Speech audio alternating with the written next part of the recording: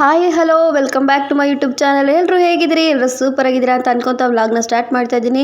Friends, ಇದು ಶನಿವಾರದ vlog. ಪುನರ್ವು ನೋಡಿ ಮಲಗಿದ್ದಾನೆ. ನಾನು ತಿಂಡಿ ಆದರೂ ಕೂಡ ಅವ್ನು ಇನ್ನೂ ಮಲಗೇ ಇದ್ದಾನೆ.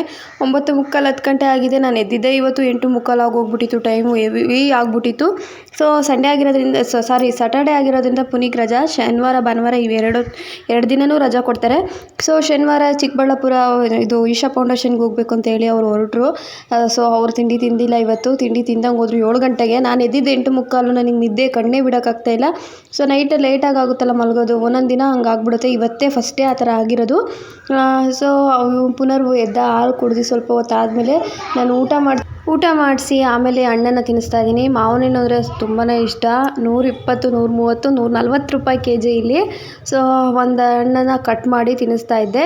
ಅವನಿಗೆ ತುಂಬಾ ಫ್ರೂಟ್ಸ್ ಅಂದರೆ ತುಂಬಾ ಇಷ್ಟ. ನೀವು ಫಸ್ಟ್ ವ್ಲಾಗಿಂದನೂ ನೋಡ್ತಾನೆ ಇದ್ದೀರಾ. ಅವನಿಗೆ ಫ್ರೂಟ್ಸೇ ಜಾಸ್ತಿ ತಿನ್ನಿಸಿರೋದು. ಸೊ ಫ್ರೂಟ್ಸ್ ತಿನ್ನಿಸೋಣ ಅಂತೇಳಿ ಕೂತ್ಕೊಂಡು ಕಾಮಿಡಿ ನೋಡ್ಕೊಂಡು ನಗಾಡ್ತಿದ್ದೆ. ಎಲ್ಲಾದರೂ ಒಂದೊಂದು ದಿನ ಈ ಥರ ಆಗ್ಬಿಡುತ್ತೆ. ಇವತ್ತು ಒಂಥರ ಬ್ಯಾಡ್ ಡೇ ಅಂತಲೇ ಹೇಳ್ಬೋದು. ಲೇಟಾಗಿ ಎದ್ದು ಮತ್ತು ತಿಂಡಿನೂ ಕೂಡ ಮಾಡಲಿಲ್ಲ. ಲಾಸ್ಟಿಗೆ ಆಮೇಲೆ ಪೂರಿಗೆ ಅಂತ ಕಲಸಿಟ್ಟಿದ್ದ. ಆಮೇಲೆ ಚಪಾತಿ ಮಾಡಿಕೊಂಡು, ಅಂದರೆ ನಮ್ಮನೆಯವ್ರು ತಿಂದಲೇ ಹೋದ್ರಲ್ಲ, ಆಮೇಲೆ ಇನ್ನೂ ತುಂಬ ಜಾಸ್ತಿ ಆಗಿಬಿಡುತ್ತೆ ಪೂರಿ ಅಂತ ಹೇಳಿ ಚಪಾತಿ ಆದರೆ ಅತ್ಲಾಗಿ ಹರ್ಕೋಬೋದು ಅಂತ ಹೇಳಿ ಆಮೇಲೆ ಚಪಾತಿ ಮಾಡಿ ಟೊಮೊಟೊ ಗೊಜ್ಜು ಮಾಡಿದೆ. ಸೊ ಅದಕ್ಕೆ ಒಂದು ಪ್ಲ್ಯಾನಿಂಗ್ ಅಂತ ಇರಬೇಕು ತಿಂಡಿಗೆ ಅಂತ ಗೊತ್ತಾಯಿತು. ಆಮೇಲೆ ಈಗ ದೋಸೆಗೆ ಹಾಕೋಣ ಅಂತ ಹೇಳಿ ದೋಸೆ ಅಕ್ಕಿ ತೊಗೊಂಡಿದ್ದೀನಿ. ಇದು ಭಾರತ್ ಅಕ್ಕಿ. ಇದರಲ್ಲಿ ಏನೂ ಒಂದು ಸ್ವಲ್ಪನೂ ಗಲೀಜಿಲ್ಲ ಮಾತ್ರ. ಅಷ್ಟು ಚೆನ್ನಾಗಿದೆ. ಒಂದೇ ಒಂದು ದಾರ ಸಿಕ್ತು ಅಷ್ಟೇ. ಬಿಟ್ಟರೆ ಇನ್ನೇನು ಒಂದು ಕಲ್ಲು ಒಂದು ಭತ್ತ ಕೂಡ ಇಲ್ಲ. 1 ಸ್ಪೂನ್ ತೊಗರಿಬೇಳೆ, 1 ಸ್ಪೂನು ಮೆಂತ್ಯ ಮತ್ತು ಒಂದು 2 ರಿಂದ 3 ಸ್ಪೂನು ಉದ್ದಿನಬೇಳೆ, 1 ಸ್ಪೂನ್ ಕಡಲೆಬೇಳೆನ ಹಾಕ್ಕೊಂಡಿದ್ದೀನಿ. ನಾನು ಸ್ವಲ್ಪ ಮೆಂತ್ಯನ ಜಾಸ್ತಿನೇ 1 ಸ್ಪೂನನ್ನೇ ಹಾಕ್ತೀನಿ. 1/4 ಸ್ಪೂನ್ ಹಾಕಿದ್ರೂ ನಡೆಯುತ್ತೆ. ಬಟ್ ನಾನು ಜಾಸ್ತಿನೇ ಹಾಕ್ತೀನಿ ತಂಪು ಅಂತ ಹೇಳಿ. ಈಗ ಎಲ್ಲದನ್ನು ನೀಟಾಗಿ ವಾಶ್ ಮಾಡ್ಕೊತಾ ಇದ್ದೀನಿ. 2 ಸಲ ತೊಳೆದು ಚೆನ್ನಾಗಿ ಆದಮೇಲೆ ಮುಳುಗೋವಷ್ಟು ನೀರು ಹಾಕಿ ಒಂದು 7 ರಿಂದ 8 ಅವರ್ ನೆನೆಸ್ತೀನಿ. ನಾನು ಇವಾಗ ಆಲ್ರೆಡಿ 10 11 ಗಂಟೆ ಆಗಿದೆ ನೆನೆಹಾಕೋದು. ರಾತ್ರಿ 7 ಗಂಟೆ ಅಥವಾ 9 ಗಂಟೆ ಅಷ್ಟರೊಳಗೆ ಎಲ್ಲ ರುಬ್ಬಿಡ್ತೀನಿ. ಎಲ್ಲ ಒಂದೊಂದು ಸ್ಪೂನ್ ಹಾಕೋದ್ರಿಂದ ಹಿಟ್ಟು ಚೆನ್ನಾಗಿ ಊದ್ಗಿ ಬರುತ್ತೆ. ಈಗ ಸಾಂಬಾರು ಮಾಡೋಣ ಅಂತ ಹೇಳಿ ಮೊಳಕೆ ಕಟ್ಟಿದ ಕಾಳುಗಳು, ಆಲೂಗೆಡ್ಡೆ, ಇದು ಬೀನ್ಸು ಮತ್ತು ಟೊಮೊಟೊ ಎಲ್ಲ ಹಾಕಿ ಸ್ವಲ್ಪ ಒಂದೇ ಒಂದು ಮೂಲಂಗಿನ ಹಾಕಿ ಕೂಗಿಸ್ಕೊತಾ ಇದ್ದೀನಿ. ನೀರು ಎಷ್ಟು ಬೇಕೋ ಅಷ್ಟು ನೋಡಿ ಮುಳುಗುವಷ್ಟು ಹಾಕ್ಕೊಳ್ಳಿ. ಆಲೂಗೆಡ್ಡೆ ಒಂದೊಂದು ಕಟ್ಟೆ ಆಗಿರಲಿಲ್ಲ, ಕಟ್ ಮಾಡ್ತಾಯಿದ್ದೆ. ಸೊ ಡಿಸ್ಟರ್ಬೆನ್ಸ್ ಜಾಸ್ತಿ ಇದೆ ವಾಯ್ಸ್ ಓವರ್ ಕೊಡಬೇಕಾದ್ರೆ. ಅಂದರೆ ಇಲ್ಲಿ ಮಕ್ಕಳು ಆಟ ಆಡ್ತಿರ್ತಾರಲ್ವ, ಮತ್ತು ಇಲ್ಲಿ ಯಾವಾಗಲೂ ಸೌಂಡ್ ಇದ್ದೇ ಇರುತ್ತೆ. ಸೊ ಹಾಗಾಗಿ ಈಗ ಖಾರಕ್ಕೂ ಹಾಕಿ ರುಬ್ಬಿ ಸಾಂಬಾರು ಕೂಡ ರೆಡಿ ಆಯಿತು. ಅನ್ನ ಕೂಡ ಕೂಗಿಸಿದೆ. ಬೆಳಗ್ಗೆ ಚಪಾತಿ ತಿಂದಿದ್ದು ಇವಾಗ 3:30 ಮೇಲೆ ಆಗಿದೆ. ಇವಾಗ ಊಟ ಮಾಡ್ತಿದ್ದೀನಿ. ತುಂಬ ಹಶ್ವಾಗ್ಬಿಟ್ಟಿತ್ತು ನನಗಂತೂ. ಅಂದರೆ ವಾರದ ಕೆಲಸ ಅದು ಇದು ಅಂತ ಅಂದ್ಕೊಂಡು ಈಗ ಊಟ ಮುಗಿಸ್ದೆ. ಹಲೋ ನಮಸ್ಕಾರ, ಎಲ್ಲರೂ ಹೇಗಿದ್ದೀರಿ? ಎಲ್ಲರೂ ಸೂಪರ್ ಆಗಿದ್ದೀರಾ ಅಂತ ಅನ್ಕೊತ ವ್ಲಾಗ್ನ ಸ್ಟಾರ್ಟ್ ಮಾಡ್ತಾ ಇದ್ದೀನಿ. Welcome back. ಮತ್ತು ಇನ್ನು ಯಾರೆಲ್ಲ ನನ್ನ ಚಾನಲ್ನ ಸಬ್ಸ್ಕ್ರೈಬ್ ಮಾಡದೆ ನೋಡ್ತಾ ಇದ್ದೀರಾ ದಯವಿಟ್ಟು ಸಬ್ಸ್ಕ್ರೈಬ್ ಮಾಡ್ಕೊಳ್ಳಿ, ಬೆಲ್ಲೈಕನ್ ಕ್ಲಿಕ್ ಮಾಡಿ, ಆಲ್ ಆಪ್ಷನ್ ಸೆಲೆಕ್ಟ್ ಮಾಡ್ಕೊಳ್ಳಿ ಅಂತ ಕೇಳ್ತಾ ಇವಾಗ ಬಂದು 5:45 ಆಗ್ತಾ ಬಂತು. ಸೊ ಇವತ್ತು ಶನಿವಾರ. ಪೂಜೆ ಮಾಡಿರಲಿಲ್ಲ ಫ್ರೆಂಡ್ಸ್. ನಾನು ಬೆಳಗ್ಗೆ ಲೇಟಾಗೆದ್ದು ಫುಲ್ ಸಿಕ್ಕಾಪಟ್ಟೆ ತಲೆನೋವು, ಸ್ವಲ್ಪ ಪಿತ್ತದ ಥರ ಆಗಿತ್ತು. ಹಾಗಾಗಿ ಇವಾಗ ವಾರ ಮಾಡೋಣ ಅಂತ ಹೇಳಿ ಅಂದ್ಕೊಂಡಿದ್ದೀನಿ. ಇವಾಗ ರೆಡಿ ಮಾಡ್ಕೋಬೇಕು. ಪೂಜೆಗೆ ಹೂವೆಲ್ಲ ತೆಗೆದು ಕಳಸ ಎಲ್ಲ ತೆಗೆದು ತೊಳಿಬೇಕು. ಸೊ ಏನೂ ಮುಟ್ಟಿರಲಿಲ್ಲ ಸ್ನಾನ ಮಾಡ್ದಲ್ಲೇ ನಾನು. ಸೊ ಇವಾಗ ಮಾಡಬೇಕು. ಏನು ಕುಡಿಯಕ್ಕ?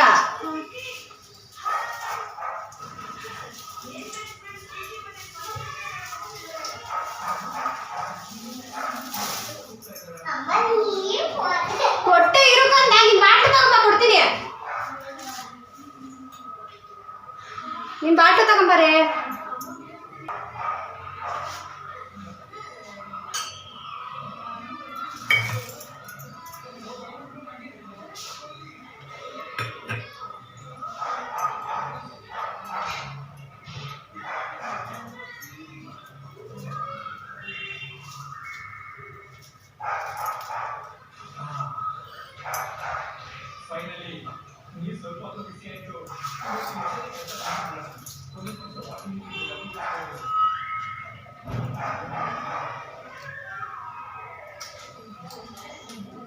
ಸೊ ಇದಕ್ಕೆ ಲಕ್ಷ್ಮೀ ದೇವರು ಹೆಸರಿಡಿ ಇಟ್ಟಿದ್ದೀನಿ. ನಮ್ಮ ಮನೆ ದೇವರು ಕೆಲಸದ ಲಕ್ಷ್ಮೀ ಇದನ್ನ.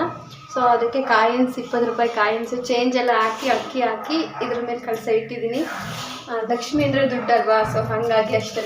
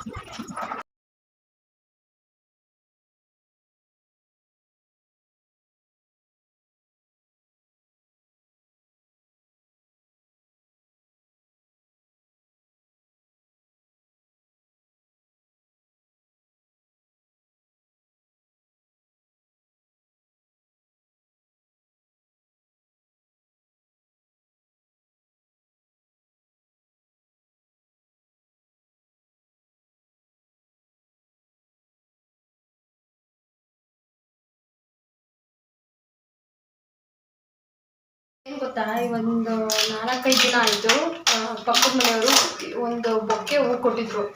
ಅದು ನಾನು ಹಂಗೆ ತಣ್ಣೀರಲ್ಲಿ ಹಾಕಿ ಇಟ್ಟಿದ್ದೆ. ನೋಡಿ ಏನು ಸಕ್ಕತ್ತಾಗಿದೆ. ಫುಲ್ಲು ಒಂದು ಬೊಕ್ಕೆ ಸಕ್ಕತ್ತಾಗಿದ್ದಾವೆ ಫ್ರೆಂಡ್ಸ್. 1 ವಾರ ಆಯಿತು ಅವ್ರು ಕೊಟ್ಟು. ಎಷ್ಟು ಫ್ರೆಶ್ ಆಗಿದ್ದಾವೆ ನೋಡಿ, ಸ್ವಲ್ಪನೂ ಮರ್ಗಿಲ್ಲ. ಹಂಗೆ ಟೈಟಾಗಿ ಅವ್ರು ಹೆಂಗೆ ಕೊಟ್ಟಿದ್ರು ಹಂಗೇ ಒಂದು ಬೆಂದಿಗೆ ನೀರು ಹಾಕಿ ಇಟ್ಟಿದ್ದೆ. ಏನು ಸಕ್ಕತ್ತಾಗಿದ್ದಾವೆ ನೋಡಿ, ಸಕ್ಕತ್ತಾಗಿದೆ. ಈಗ ಇವನ್ನ ಕಟ್ ಮಾಡುವ ಸಮಯ. ದೇವ್ರಿಗಾಗುತ್ತೆ, ಪೂಜೆಗಾಗುತ್ತೆ ಅಂತ ಹೇಳಿ ಹಂಗೆ ನೀಟಾಗಿ ಎತ್ತಿಟ್ಟಿದ್ದೆ. ಅವ್ರು ಹೆಂಗೆ ಕೊಟ್ಟಿದ್ರು ಹಂಗೇ ಫುಲ್ಲು ಅವರು ಹೂವಿನ ಬಿಸ್ನೆಸ್ ಮಾಡೋದು. ಸೊ ಅವರು ಮದುವೆಗೆಲ್ಲ ಡೆಕೋರೇಷನ್ಗೆಲ್ಲ ಬಳಸ್ತಾರೆ ಈಗ. ಹಂಗಾಗಿ ಹಂಗೆ ನೀಟಾಗಿ ಎತ್ತಿಟ್ಟಿದ್ದೆ. ಈಗ ಕಟ್ ಮಾಡ್ತೀನಿ, ಒಂದೊಂದನೇ ಕಟ್ ಮಾಡುವ.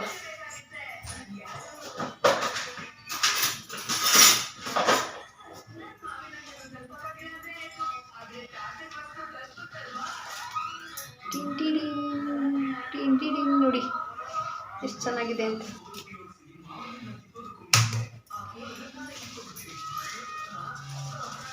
ಫ್ರೆಂಡ್ಸ್, ವಿಳೆದೆಲೆ ತರಕ್ಕೆ ಹೋಗಬೇಕು. ಬಾಳೆಹಣ್ಣು, ವಿಳೆದೆಲೆ 2 ತರಬೇಕು. ಸೊ ಎಲ್ಲ ಪೂಜೆಗೆಲ್ಲ ರೆಡಿ ಮಾಡಿಬಿಟ್ಟು ಹೋಗಿ ತೊಗೊಂಬಂದು ಪೂಜೆ ಮಾಡೋಣ ಅಂತ ಅಂದ್ಕೊಂಡಿದ್ದೀನಿ.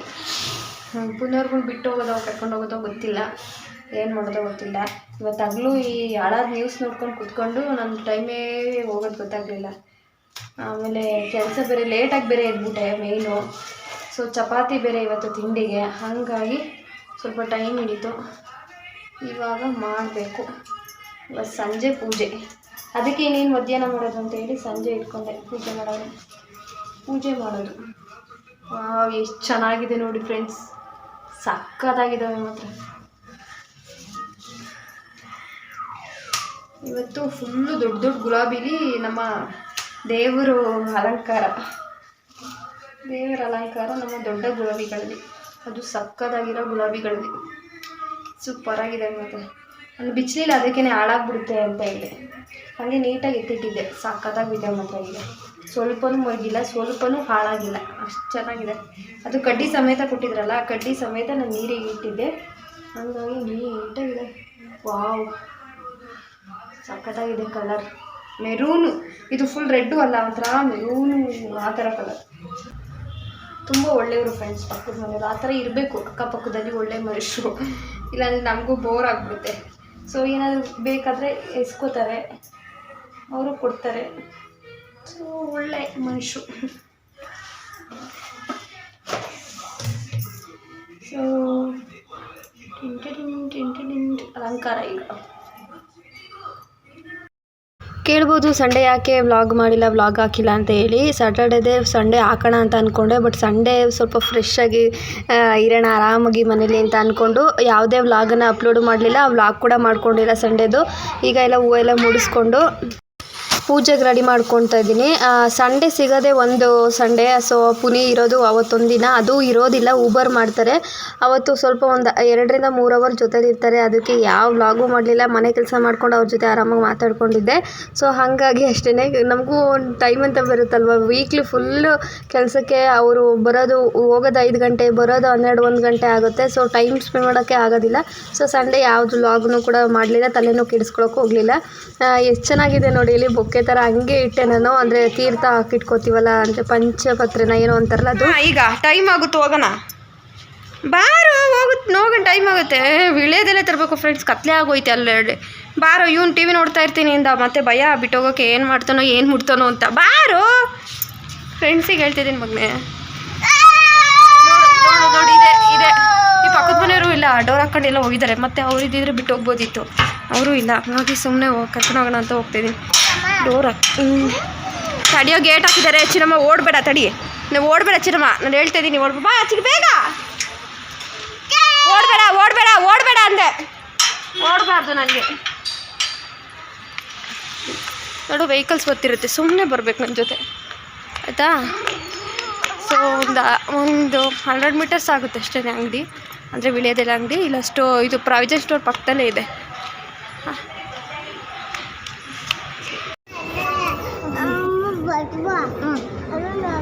ತಡಿ, ಇಲ್ಲಿ ಪ್ರಸಾದ ತಗೋ ಫಸ್ಟ್ ಬಾಯಿಲಿ. ಇಲ್ಲಿ ಪ್ರಸಾದ ತಗೊಂಡು ಬಾ ಫಸ್ಟ್, ಇಲ್ಲಿ ನಿಮಿಷ ಲೇಟ್ ಆಗುತ್ತೆ.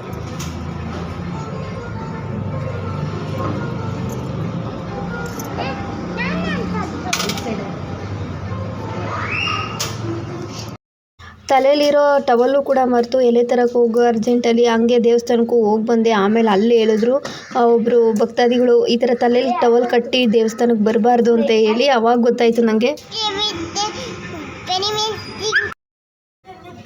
ಅಲ್ಲಿ ಅಷ್ಟು ಹೇಳಿದರೆ ಮತ್ತೆ ಅದೇ ತಪ್ಪನ್ನು ಮಾಡಿದೆ. ತಲೆಯಲ್ಲಿ ಟವಲ್ ಕಟ್ಕೊಂಡೆ ಪೂಜೆ ಮಾಡಿದೆ. ತಲೆಯಲ್ಲಿ ಟವಲ್ ಕಟ್ಕೊಂಡು ಪೂಜೆ ಮಾಡಬಾರ್ದು. ಆಮೇಲೆ ಗೊತ್ತಾಯಿತು, ಅಯ್ಯೋ ಅವ್ರು ಅಲ್ಲಿ ದೇವಸ್ಥಾನಕ್ಕೆ ಹೋಗಿ ಬರಬಾರ್ದು ಅಂತ ಹೇಳಿದ್ದಾರೆ. ಮತ್ತೆ ನನ್ನ ತಲೆ ಟವಲ್ ತೆಗೆದೇ ಪೂಜೆ ಮಾಡಿದೆ. ಆಮೇಲೆ ವೀಡಿಯೋಸ್ ನೋಡಿಕೊಂಡು ಅಯ್ಯೋ ದೇವರೇ ಮತ್ತೆ ತಲೆ ಟವಲ್ ತೆಗ್ದಲೇ ಪೂಜೆ ಮಾಡಿದ್ದೀನಲ್ಲ ಅಂತ ಅಂದ್ಕೊಂಡೆ. ಊರಲ್ಲೆಲ್ಲ ನನಗೆ ಇದು ಗೊತ್ತೇ ಇರಲಿಲ್ಲ. ಇದು ದೇವಸ್ಥಾನಕ್ಕೆ ಹೋದ್ಮೇಲೆ ಅವರೊಬ್ಬರು ಸಿಸ್ಟರ್ ಹೇಳಿದ್ರು ಈ ಥರ ಟವಲ್ ಕಟ್ಟಿ ಬರಬಾರ್ದು ದೇವಸ್ಥಾನಕ್ಕೆ ಅಂತ ಹೇಳಿ. ಆಮೇಲೆ ಅಯ್ಯೋ ಹೌದಾ ಅಂತ ಹೇಳಿ ಅಲ್ಲಿ ಇರಲೇ ಇಲ್ಲ, ನಾನು ಆಚೆ ಬಂದೆ. ಸೊ ಫೈನಲಿ ಪೂಜೆ ಎಲ್ಲ ಮುಗೀತು. ಎಷ್ಟು ಚೆನ್ನಾಗಿ ಕಾಣಿಸ್ತಿದೆ ನೋಡಿ. ನನ್ನ ಪುಟ್ಟ ದೇವ್ರ ಮನೆ, ದೇವ್ರಗೂಡು ಕಿಟಕಿಲೇ ದೇವ್ರ ಮನೆ ಮಾಡ್ಕೊಂಡಿದ್ವಿ. ಎಷ್ಟು ಚೆನ್ನಾಗಿ, ತುಂಬ ಚೆನ್ನಾಗಿ ಕಾಣಿಸ್ತಾ ಇದೆ. ಪುನರ್ವು ಬಂದು ವಾಯ್ಸ್ ಓವರ್ ಕೊಡ್ಬೇಕಾದ್ರೆ ಡಿಸ್ಟರ್ಬ್ ಮಾಡ್ತಾನೆ ಇರ್ತಾನೆ. ಅವ್ನು ಮಲ್ಕೊಂಡಾಗ ಮಾಡೋಣ ಅಂದರೆ ಕೆಲಸ ಮಾಡ್ತಾ ಇರ್ತೀನಿ, ಬ್ಯುಸಿ ಇರ್ತೀನಿ. ಸೊ ಹಾಗಾಗಿ ಎಷ್ಟು ಚೆನ್ನಾಗಿ ಕಾಣಿಸ್ತಿದೆ ಅಲ್ಲ. ಸೂಪರಾಗಿದೆ ಫ್ರೆಂಡ್ಸ್ ನೇರ್ಲೆಣ್ಣು.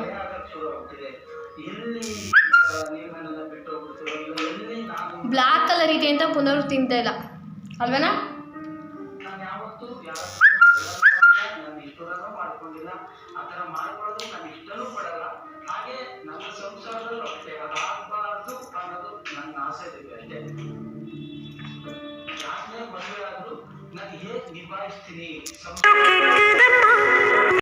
ಇದು ನೆಕ್ಸ್ಟ್ ಡೇ ಕಂಟಿನ್ಯೂಸ್ ವ್ಲಾಗು. ಸ್ವಲ್ಪನೇ ಮಾಡ್ಕೊಂಡಿರೋದು. ಕಾಂಪೌಂಡೆಲ್ಲ ಕ್ಲೀನ್ ಮಾಡಿ ಬಾಗಿಲೆಲ್ಲ ಒರೆಸಿ ಈಗ ಕುಂಕುಮ ಅರಿಶಿನ ಇಟ್ಟು ರಂಗೋಲಿ ಹಾಕೋಣ ಅಂತ ಹೇಳಿ ಹಾಕ್ತಾಯಿದ್ದೀನಿ.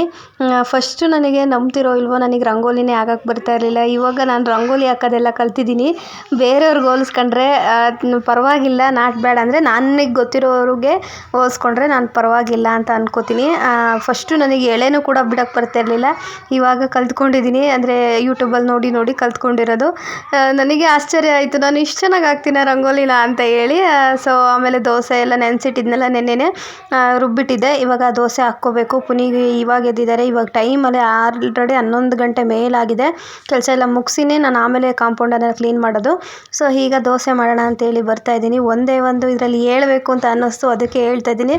ದಯವಿಟ್ಟು ತಪ್ಪು ತಿಳ್ಕೊಬೇಡಿ ಯಾರಾದರೂ ವೀಡಿಯೋಸ್ ನೋಡ್ತಾ ಇದ್ದರೆ. ಹಿಂದೆಗಡೆ ಮಾತಾಡೋದನ್ನು ಕಡಿಮೆ ಮಾಡಿ ನನ್ನ ಬಗ್ಗೆ. ಅಂದರೆ ನನಗೆ ಗೊತ್ತಿರೋರಿಗೆ ಹೇಳ್ತಾ ಇರೋದು. ಹಿಂದೆಗಡೆ ಮಾತಾಡ್ತಾರೆ, ಮುಂದೆ ಚೆನ್ನಾಗೇ ಇರ್ತಾರೆ. ಹಿಂದೆ ಆ ಥರ ಈ ಥರ ವೀಡಿಯೋಸ್ ಹಂಗೆ ಮಾಡ್ತಾರೆ ಹಿಂಗೆ ಮಾಡ್ತಾರೆ ಅಂತೆಲ್ಲ ಮಾತಾಡ್ತಾ ಇದ್ದೀರಾ ಅಂತ ಗೊತ್ತಾಯಿತು. ಪರವಾಗಿಲ್ಲ, ನಾಟ್ ಬ್ಯಾಡ್. ನನ್ನ ಬಗ್ಗೆ ಮಾತಾಡಿದ್ರೆ ನನ್ನ ಖುಷಿನೇ. ಅಂದರೆ ನಾನು ಇಲ್ಲದೆ ಹೋದ್ರೂ ನನ್ನ ಬಗ್ಗೆ ಮಾತಾಡ್ತೀರಾ ಅಂತಂದರೆ ಅದು ಖುಷಿ ವಿಚಾರ, ನನಗೇನು ಬೇಜಾರಿಲ್ಲ. ಬಟ್ ಆದರೆ ಹಿಂದೆ ಒಂದು ಮುಂದೆ ಒಂದು ಇರಬೇಡಿ. ನಾವು ನನ್ನ ಕಂಡ್ರೆ ಆಗಲ್ಲ ನಿಮಗೆ ಅಂತಂದರೆ ಸೊ ಅದೇ ಥರ ಇರಿ, ನನಗೇನು ಬೇಜಾರಿಲ್ಲ. ಬಟ್ ಮುಂದೆ ಚೆನ್ನಾಗಿದ್ಕೊಂಡು ಹಿಂದೆ ನನ್ನ ಬಗ್ಗೆ ಕೆಟ್ಟದಾಗ ಮಾತಾಡಬೇಡಿ ಅಷ್ಟೇ. ಯಾರಾದರೂ ಆಯಿತು, ಅವರವರು ಅಂದರೆ ನಮ್ಮ ಮಾತಲ್ಲಿ ನಮ್ಮ ನಡೆ ನುಡಿ ನಾವು ಹೆಂಗೆ ನಮ್ಮ ವ್ಯಕ್ತಿತ್ವನ ತೋರಿಸುತ್ತೆ, ನಮ್ಮ ಮಾತು ನಾವೇನು ಅಂತ ತಿಳಿಸುತ್ತೆ. ಸೊ ಅಷ್ಟೇ ಹೇಳೋಕ್ಕೆ ಇಷ್ಟಪಡೋದು. ಜಾಸ್ತಿ ಮಾತಾಡೋಕ್ಕೆ ಹೋಗಬೇಡಿ, ಏನು ಯೂಸ್ ಇಲ್ಲ ನನ್ನ ಬಗ್ಗೆ ಮಾತಾಡಿದ್ರೆ. ನಿಮ್ಮ ಟೈಮ್ ವೇಸ್ಟ್ ಅಷ್ಟೇ ಅಂತ ಹೇಳ್ತೀನಿ. ಸೊ ತಪ್ಪಿದರೆ ಸಾರಿ, ಕ್ಷಮಿಸ್ಬಿಡಿ. ಇದು ಸೋಮವಾರ ಅಪ್ಲೋಡ್ ಆಗುತ್ತೆ ವ್ಲಾಗು. ಸೊ ಎಲ್ರಿಗೂ ಹ್ಯಾಪಿ ಮಂಡೇ ಅಂತ ಹೇಳ್ತಾ ಸಂಡೇದೆಲ್ಲ ಝೂಮೆಲ್ಲ ಇಳಿಸ್ಕೊಂಡು ಕೆಲ್ಸಕ್ಕೆ ಹೋಗಿ ಕೆಲಸ ಮಾಡಿ ಫ್ರೆಶ್ ಆಗಿರಿ ಅಂತ ಹೇಳೋಕ್ಕೆ ಇಷ್ಟಪಡ್ತೀನಿ. ಸೊ ಅಷ್ಟೇ, ಇನ್ನೇನಿಲ್ಲ. ಮತ್ತು ದೋಸೆ ಹಾಕ್ತಾಯಿದ್ದೆ. ಪುನಿ ಯಾವಾಗ ಎದ್ರು, ನಂದೆಲ್ಲ ಕೆಲಸ ಮುಗಿದಿದೆ ಇವತ್ತು ಸಂಡೇ. ಆದರೂ ಇವಾಗ ಎದ್ದು ಅವರು ವಾಶ್ರೂಮ್ಗೆ ಹೋಗಿದ್ದಾರೆ. ಸೊ ಅವ್ರು ಬರೋಷ್ಟರೊಳಗೆ ದೋಸೆ ಹಾಕೋಣ ಅಂತೇಳಿ ನಾನು ಹಾಕ್ಕೊತಾ ಇದ್ದೆ. ಆಮೇಲೆ ಅವರು ಕೂಗಿ ಹೇಳಿದ್ರು, ನೀನು ಮಾಡ್ಕೊತೀನಿ, ಆಮೇಲೆ ನಾನು ಮುಖ ಎಲ್ಲ ತೊಳೆದು ಆಮೇಲೆ ತಿಂತೀನಿ ಅಂತ ಹೇಳಿದ್ರು. ಫಸ್ಟು ನನಗೆ 3 ದೋಸೆ ಹಾಕ್ಕೊಂಡು ನಾನು ತಿಂದು ಆಮೇಲೆ ಸ್ವಲ್ಪ ಹೊತ್ತು ಆದಮೇಲೆ ಒಂದು ಅರ್ಧ ಗಂಟೆ ಆದಮೇಲೆ ಅವ್ರಿಗೆ ಉಯ್ಕೊಟ್ಟೆ. ಅವ್ರು ಹಂಗೇನೆ ಎದ್ದ ತಕ್ಷಣ ತಿನ್ನಲ್ಲ, ಒಂದು ಗಂಟೆ ಆಗಬೇಕು. ಸೊ ಹಾಗಾಗಿ ಪುನರ್ವು ಕೂಡ ಇನ್ನೂ ಎದ್ದಿಲ್ಲ. ಇವಾಗ ದೋಸೆ ಹಾಕ್ತಾಯಿದ್ದೀನಿ. ಒಂದು ಸ್ವಲ್ಪನೂ ಅಂಟೋದಿಲ್ಲ ಮಾತ್ರ. ಇದು ಫ್ಲಿಪ್ಕಾರ್ಟಲ್ಲಿ ಬುಕ್ ಮಾಡಿದ್ದು ಅಂದ್ರೂ ಕೂಡ ನಾನ್ ಸ್ಟಿಕ್ ತವ ತುಂಬಾ ಚೆನ್ನಾಗಿದೆ. 300 ರೂಪಾಯಿ ಆರಾಮ್ಸೆ ಕೊಡ್ಬೋದು. 300 ಅಲ್ಲ, 270 ಏನೋ ಸಮಥಿಂಗ್ ಇರಬೇಕು. ಸೊ ಚೆನ್ನಾಗಿದೆ. ಎಷ್ಟು ತೆಳುವಾದ್ರೂ ಬರುತ್ತೆ. ಮತ್ತು ಫೈನಲಿ ವ್ಲಾಗ್ ಕೂಡ ಎಂಡ್ ಮಾಡೋ ಟೈಮ್ ಬಂತು. ಯಾರೆಲ್ಲ ನನ್ನ ವೀಡಿಯೋಸ್ ನೋಡ್ತಾ ಇದ್ದೀರಾ, ಥ್ಯಾಂಕ್ ಯು ಸೋ ಮಚ್. ಹಂಗೆ ಸಬ್ಸ್ಕ್ರೈಬ್ ಮಾಡ್ಕೊಂಡು ನೋಡಿ ಅಂತ ಹೇಳ್ತಾ ಥ್ಯಾಂಕ್ ಯು.